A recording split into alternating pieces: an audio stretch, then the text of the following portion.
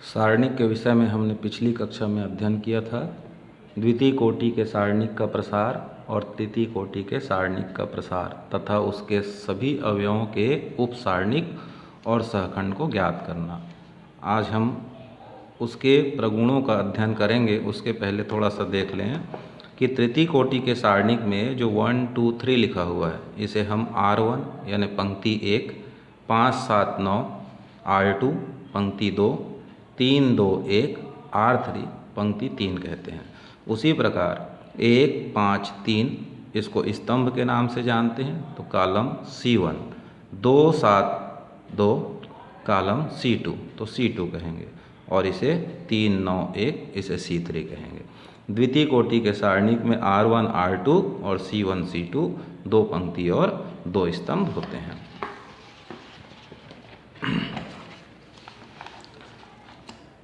Properties of determinant. सारणिकों के प्रगुण का इस्तेमाल हम कुछ विशेष प्रश्नों में करते हैं जिसके माध्यम से हमारा कठिन से कठिन प्रश्न सरलता से हल किया जा सके। इन प्रगुणों को बड़े ध्यान से देखेंगे और समझने का प्रयास करेंगे। यदि किसी सारणिक के किसी पंक्ति या स्तंभ के सभी अवयव शून्य हों तब सारणिक का मान शून्य होता है। अर्थात जैसे उदाहरण के लिए यहाँ पर एक डेल लिया, एक सारणिक लिए 1 4 7 0 0 0 5 9 3, तो इसके द्वितीय पंक्ति के सभी अवयव कैसे हैं? 0 0 0। तो इस सारणिक को बिना एक्सपेंशन किए हुए अर्थात बिना प्रसार किए हुए हम डायरेक्ट इसका वैल्यू क्या बता सकते हैं कि शून्य होगा। दूसरा, किसी सारणिक की पंक्तियों को स्तंभों में तथा स्तंभों को पंक्तियों में बदल दिया जाए तब सारणिक का मान अपरिवर्तित रहता है। जैसे यहाँ पर उदाहरण लिया गया, एक सारणिक लिए जिसका प्रथम पंक्ति 1 2 3, द्वितीय पंक्ति 6 4 2 और तृतीय पंक्ति 5 3 1 है। अब इसकी पहली पंक्ति 1 2 3 को यदि पहला स्तंभ बना दें 1 2 3, द्वितीय पंक्ति 6 4 2 है, इसको दूसरा स्तंभ बना दिया 6 4 2, 5 3 1 तृतीय पंक्ति को तृतीय स्तंभ बना दिया। या ऐसा कहें कि 1 6 5 जो प्रथम स्तंभ था उसको पहली पंक्ति, दूसरे स्तंभ को दूसरा पंक्ति, तीसरे स्तंभ को तीसरा पंक्ति। अर्थात पंक्तियों को स्तंभों में या स्तंभों को पंक्तियों में परिवर्तित कर दिया जाए तो सारणिक का मान अपरिवर्तित रहता है। अर्थात इसका प्रसार करने से जो मान डेल इधर मिलता था वही मान डेल इधर भी मिलेगा। प्रगुण नंबर 3 पर ध्यान देंगे। यदि किसी सारणिक की किन्हीं दो संलग्न, विशेष रूप से ध्यान देने वाली बात है संलग्न, दो संलग्न पंक्तियों अथवा स्तंभों को परस्पर बदल दिया जाए तो सारणिक के मान का केवल चिन्ह बदल जाता है। अर्थात हम यहाँ पर देखेंगे 3 पंक्ति हमारे पास है R1 R2 R3, वैसे 3 स्तंभ होता है C1 C2 C3। तो दो संलग्न पंक्तियों यानी R1 R2 को परस्पर बदल दें या R2 R3 को परस्पर बदल दें। तो यहाँ पर हमने उदाहरण में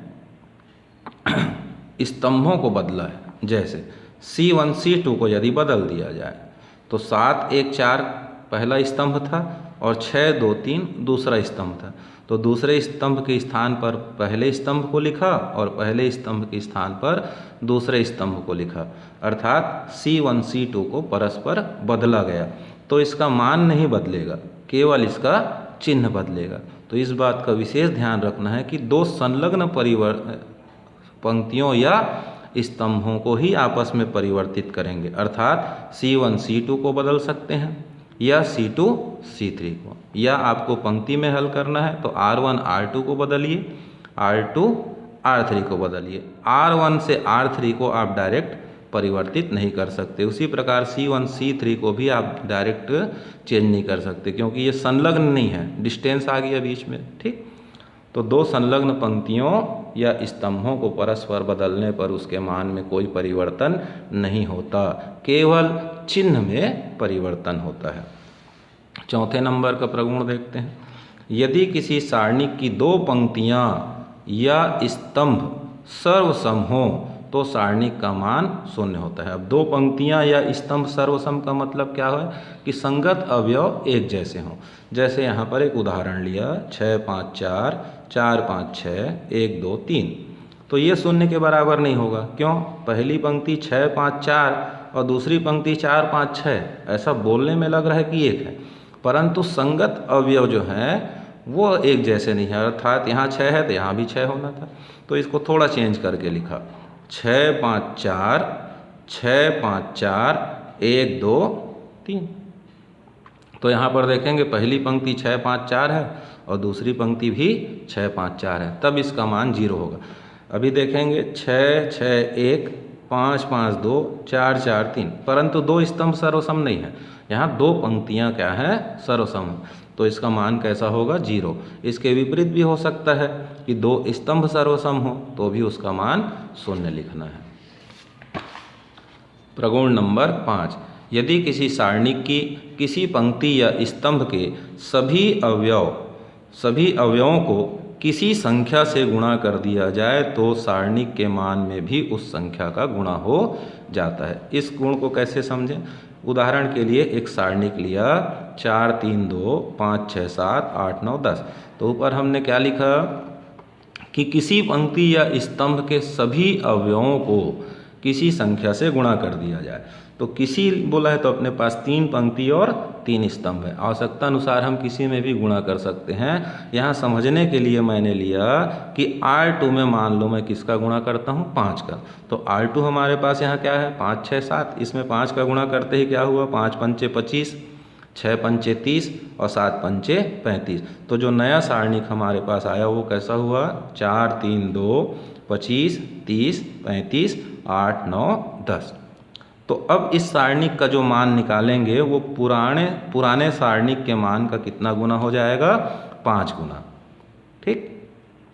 और गुणा करते समय ध्यान रखना है कि सारणिक के अंदर जब किसी संख्या का गुणा करते हैं तो किसी एक पंक्ति या एक ही स्तंभ में होता है, जबकि आव्यूह में किसी संख्या का गुणा करते थे तो आव्यूह के अंदर स्थित प्रत्येक अवयव के साथ उस संख्या का गुणा हो जाता था, परंतु यहाँ केवल किसी एक पंक्ति या एक स्तंभ में करेंगे। अब हमारे पास एक इम्पॉर्टेंट क्वेश्चन, क्या? यदि किसी तृतीय कोटि के सारणिक के प्रत्येक पंक्ति में, ध्यान देंगे, प्रत्येक पंक्ति में 3 का गुणा कर दिया जाए तो सारणिक के मान में कितने गुना की वृद्धि होगी? तो देखिए क्या बोला, 3 का गुणा करना है और कितने बार करना है? प्रत्येक पंक्ति में। और कितनी कोटि का सारणिक है? तृतीय कोटि का।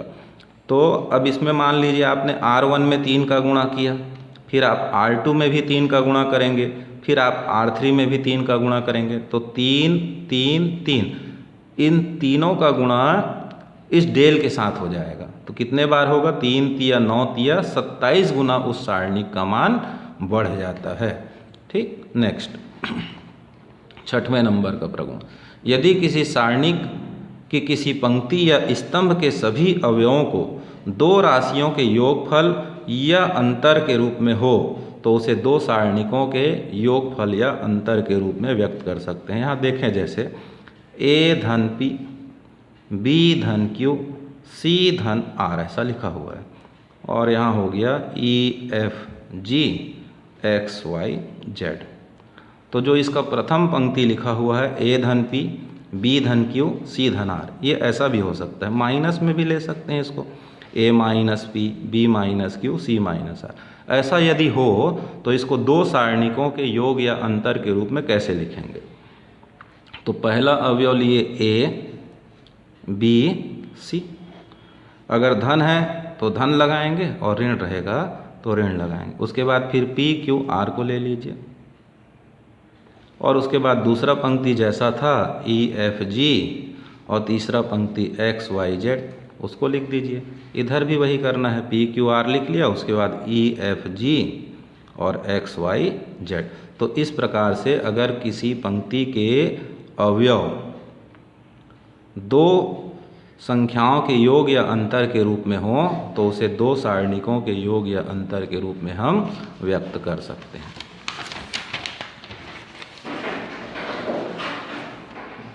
नेक्स्ट देखते हैं 7वां नंबर, यदि किसी सारणी के किसी पंक्ति या स्तंभ के प्रत्येक अवयव में किसी दूसरी पंक्ति या स्तंभ के संगत अवयवों को किसी एक ही राशि से गुणा करके जोड़ा या घटाया जाए तो सारणी का मान अपरिवर्तित रहता है। ये प्रगुण बहुत इम्पॉर्टेंट है जिसको अपने को हल करने में बहुत ज़्यादा उपयोग होगा।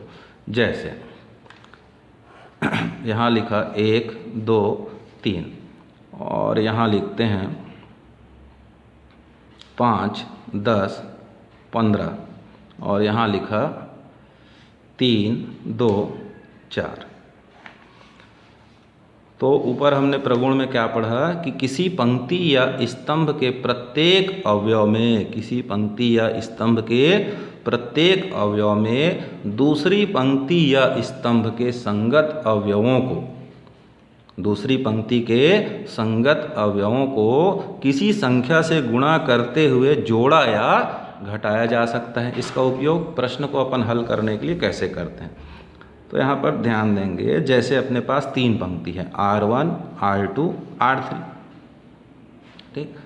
अब यहाँ 1 2 3 है, यहाँ 5 10 15 3 2 4।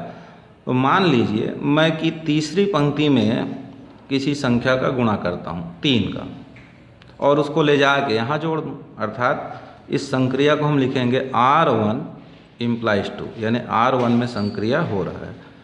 कैसा संक्रिया करेंगे, R1 + 3 R3, यानी R3 में मैंने 3 का गुणा करना है और गुणा करने के बाद जो अवयव मिलेगा उसको R1 में ले जाके जोड़ेंगे। जैसे अभी ये है 5 10 15, हमारा क्या हुआ, दूसरा पंक्ति।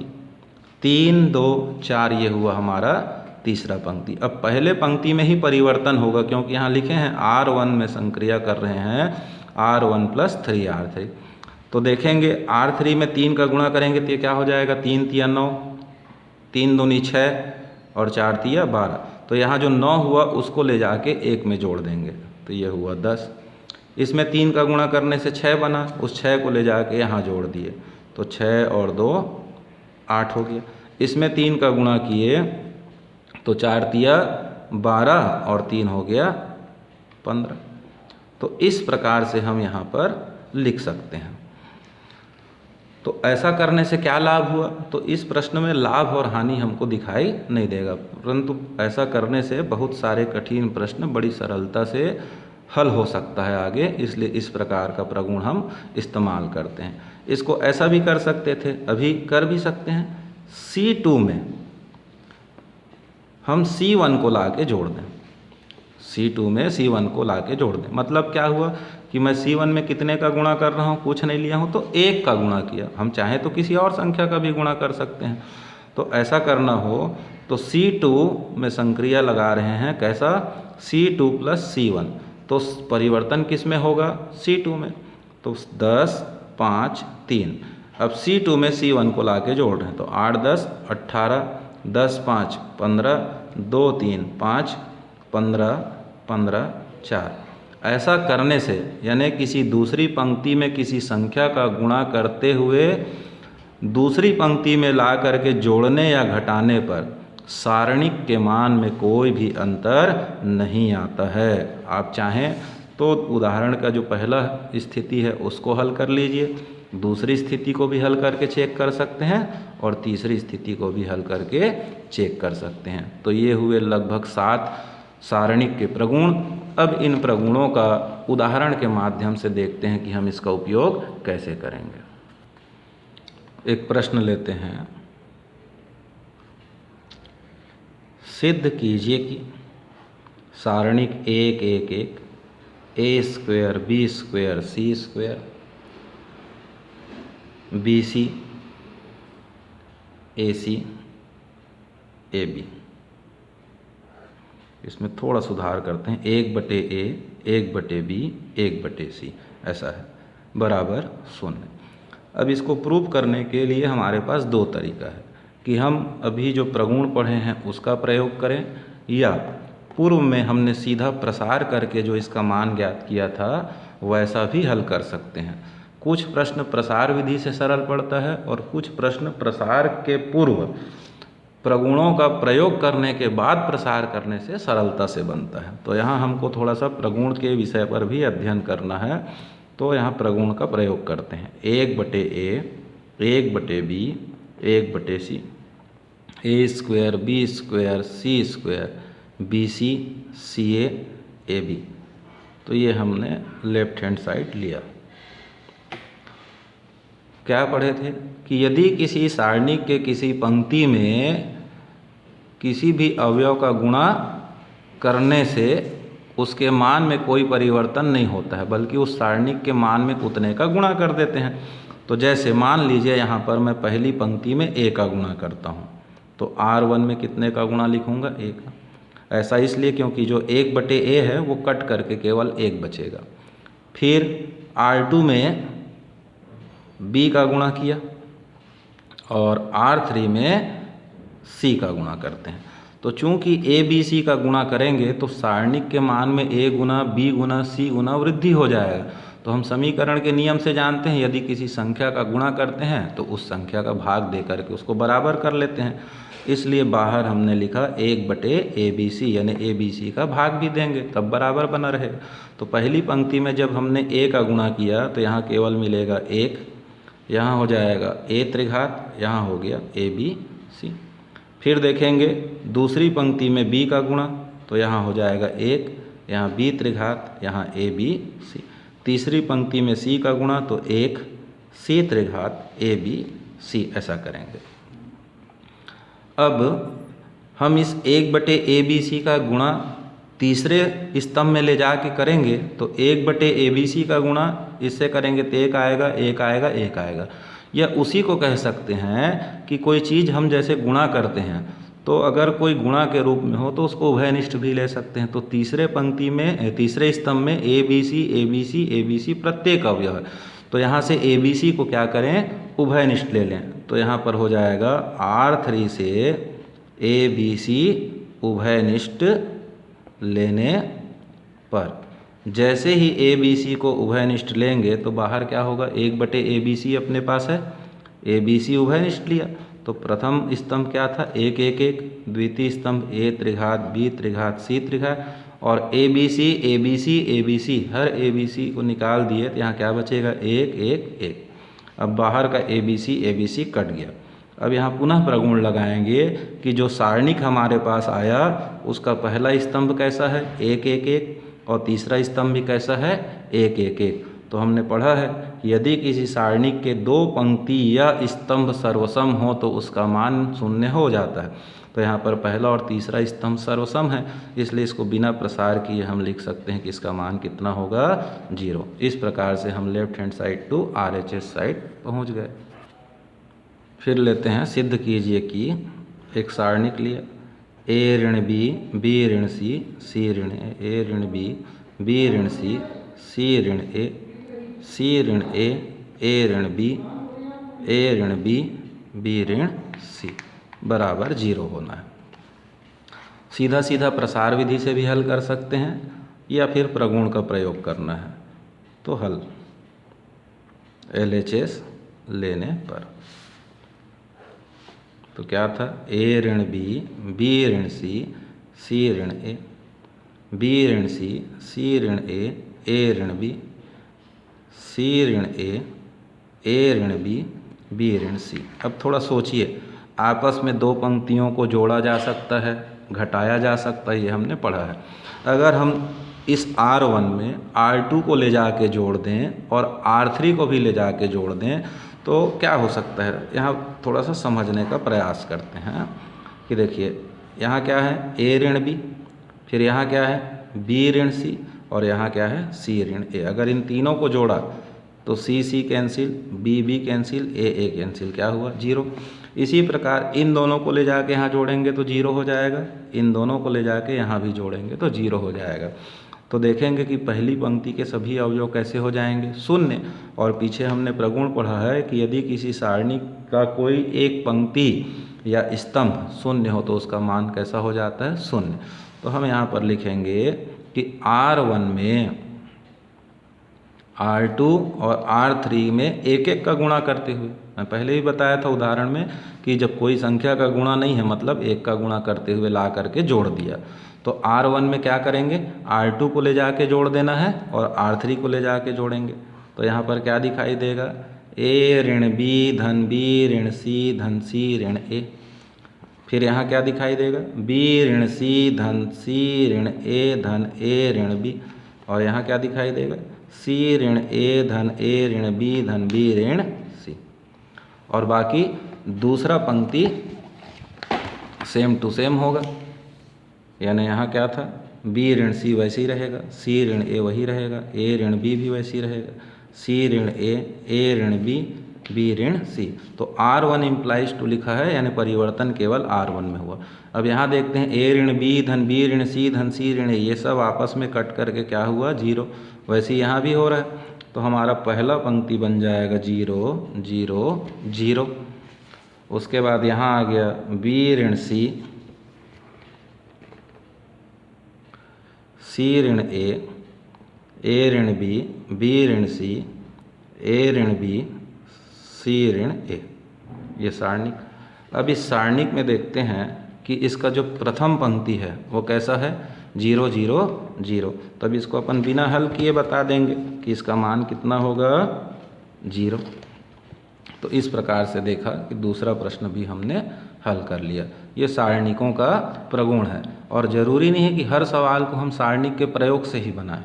हम बिना प्रसार के भी हल कर सकते हैं और प्रसार का उपयोग भी कर सकते हैं। कुछ परिस्थितियों में प्रसार आवश्यक है, कुछ परिस्थितियों में प्रगुण लगाना आवश्यक है।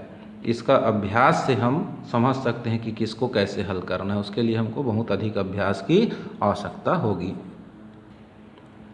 नेक्स्ट क्वेश्चन लेते हैं। सिद्ध कीजिए कि AHG HBF GFC बराबर ABC धन 2FGH ऋण AF का वर्ग ऋण BG का वर्ग ऋण CH का वर्ग। ये प्रश्न ऐसा है कि इसमें अगर आप प्रगुण लगा करके हल करेंगे तो बेवजह लेट होगा, क्योंकि ये प्रगुण से आसानी से हल नहीं होता है। तब हम क्या करेंगे, सीधा प्रसार विधि का इस्तेमाल करेंगे। और प्रसार विधि का इस्तेमाल करने के लिए लेफ्ट हैंड साइड को ले लेंगे, AHG HBF GFC और प्रथम पंक्ति के अनुसार प्रसार किया। तो यहाँ A लिखेंगे, फिर उस लाइन पंक्ति और स्तंभ को छोड़ा तो BFFC। फिर दूसरे अवयव को लेंगे तो माइनस लगा के HHGFC। फिर तीसरा अवयव लेंगे G, उस पंक्ति और स्तंभ को छोड़ा तो HGBF। अब ये द्वितीय कोटि का सारणिक बन गया, तो B का गुणा C से BC, F का गुणा F से तो F square minus H, H का गुणा C से तो CH माइनस G का गुणा F से तो GF। यहाँ आया G, H का गुणा F से तो HF और G का गुणा B से तो हो गया BG। अब इस A का गुणा करेंगे तो ABC माइनस AF का वर्ग माइनस CH का वर्ग और माइनस माइनस प्लस FGH आ गया। यहाँ गुणा करेंगे तो GHF यानी FGH और प्लस माइनस माइनस BG का स्क्वायर। थोड़ा क्रम से जमा दीजिए, ABC FGH FGH तो 2FGH हो गया माइनस AF का वर्ग माइनस BG का वर्ग माइनस CH का वर्ग। इस प्रकार से ये प्रूफ होता है। तो इस क्लास को थोड़ा सा ध्यान से देंगे, पढ़ेंगे। नेक्स्ट क्लास में हम और उदाहरण के माध्यम से प्रगुणों को स्पष्ट करने का प्रयास करेंगे।